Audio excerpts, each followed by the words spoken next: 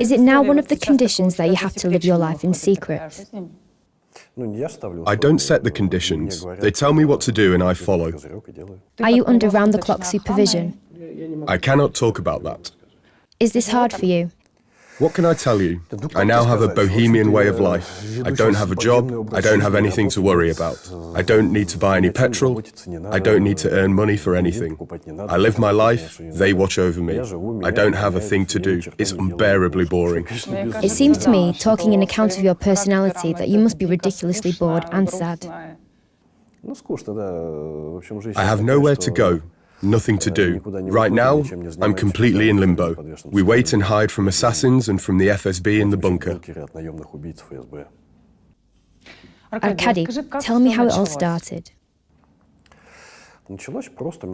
It just started. A friend called me, asked me to drive to his. I went. There were two people sat there. He told me they were SBU guys. He said that he knows them and can vouch for them, as they spent some time together in the Donbass during the government's military operation. So we started talking. They showed me the briefing, printouts of conversation transcripts, photographs of all the money. They said, "There's an order against you." I asked, "When did you find out about this?" They said, "They found out about a month ago." I said, "Great, why have you waited a month? For them to bump me off? You wanted to use me as bait?" They said, "No. It's been under discussion for a month. It wasn't clear whether these conversations were serious. There was a month of conversations and yesterday they handed over the money. Then it became clear that it all was serious. We came to you straight away.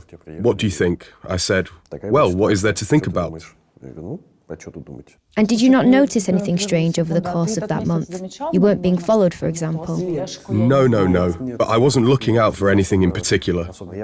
I relaxed after leaving Moscow. It was tense in Moscow. You track every single car. When someone gets in the lift, you look around. If a new car appears in the courtyard, you take a look at it. Here, however, I relaxed. Did you believe everything that you were told straight away? Well, how can you not believe it here when you see the printouts, when you see the passport information, which has 99% of coming from Russia, printouts of conversation transcripts, briefings about you, your photo from the passport office. And I'm sorry, but I lived in Mordor for 40 years. And the last 5 to 10 of those years, I was in fairly close communication with the state and the FSB. I had my friends and colleagues buried. I had my friends convicted. I've been tracked. They somehow sent these thugs after me. So when someone says, "Dude, this is the money for your murder, they want you dead," I prefer to believe it, especially if there's evidence. You said there was a photo of you from a passport office. Is that from home, from the place of your residence registration? The photo was from the Russian passport that was issued to me. It's a photo from 20 years ago. It's clear where it came from. Tell me about the so-called day of your death. Death and then resurrection. There was another month of planning before that day. We had to make up a story about me breaking my leg because they were pressured by someone in Moscow. They started to put pressure on the supposed hitman. You mean Boris Herman? Yes, they started to pressure Herman. The SBU showed printouts of all these conversations during the second briefing.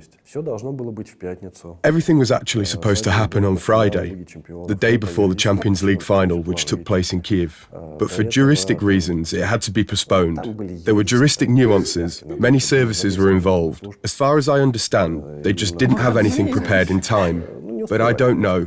I didn't ask. All these little details are none of my business. A couple of days before it, they summoned my family as it was clear that the whole family cannot just remain in Russia. They have to be evacuated. We couldn't give ourselves away, do you understand? We couldn't do anything without thought. It's how we've lived for the last year or a year and a half. I'm here in Kiev, and my daughter is studying over there in Moscow. She comes to visit me during the holidays for 2 or 3 weeks. So they came and went back.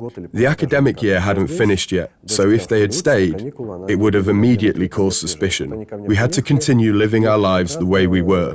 So, of course, they went back, but they went back knowing everything. Did your daughter know? No. My daughter was told at the last minute. 2 or 3 days prior to the death day, we decided to evacuate my family. They came here with 3 suitcases in 1 car. Everything was ready before the Friday. We were waiting. But it got postponed, so we just all relaxed. You know, As in, thank God it's not today, we can live for another 3 days. Or, how many would it be? They just said it wouldn't be that day. It would be in the middle of next week instead, Tuesday or Wednesday. So we relaxed for those 2-3 days and had some champagne. And then I wake up on Tuesday, wait for the call. There's no call. So I think, maybe it's not today too. And then the phone rings. We're doing it today. At 6 p.m, an SBU operative arrived with a makeup artist. The makeup artist told me how someone who had just been shot would fall, how they would cough if a lung was punctured, how the body would lie, how an injured person would breathe. A security service makeup artist? They have special people for that? I have no idea. I can't tell you because I don't know. I was trained to fall and I had bruises all over my knees after that. When you fall, you have to do it naturally. No one was there to hold my hands. I didn't move my legs.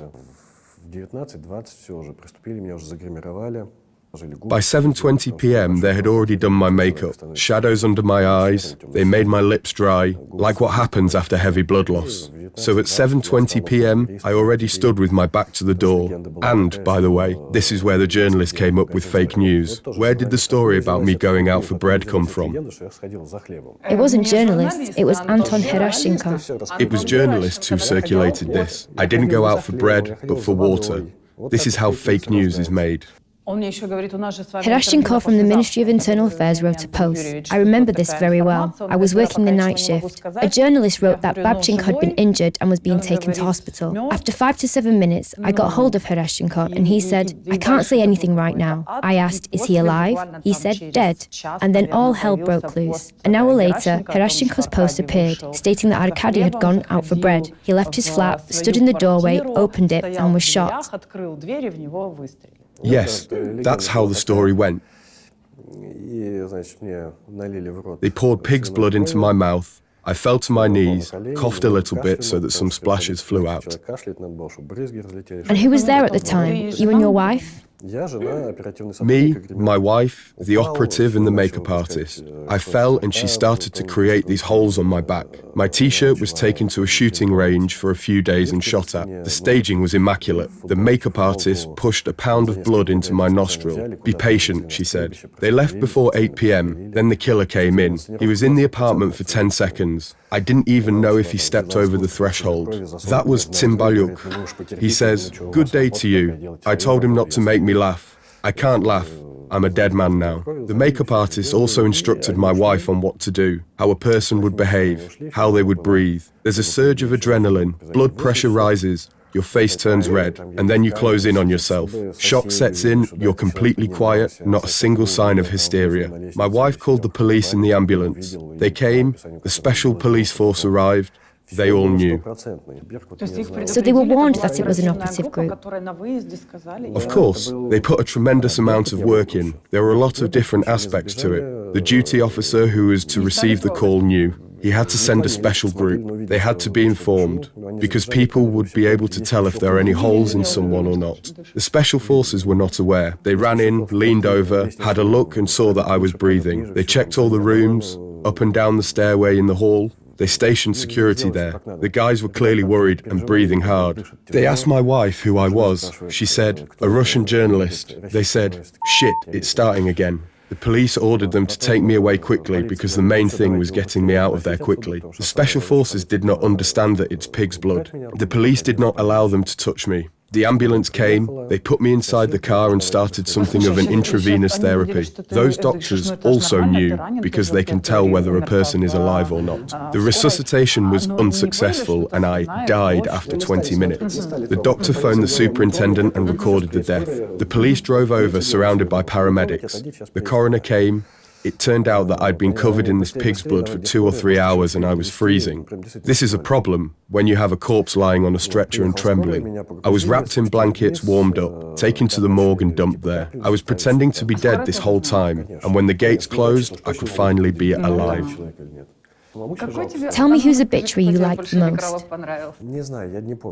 I don't know. It all just passed me by because I hadn't time to think about it then. It was all very tense and I was tired. It was an interesting experience, an interesting feeling. When you're lying there naked covered in pig's blood, you sit there wrapped in a sheet and listen to obituaries about yourself. And through the wall I could hear a hospital worker sawing through the bone, dissecting someone. I was at the morgue until around 2 a.m. because journalists had arrived. But this whole game was not useless. For example, my colleagues at ATR saw that I had been brought there and they confirmed everything. It was all necessary. At 2 a.m. I was put in a car with tinted windows and driven to a safe place. This all ended for me around 5 a.m. So it started at 6 p.m. the day before and ended at 5 in the morning. It took 11 hours.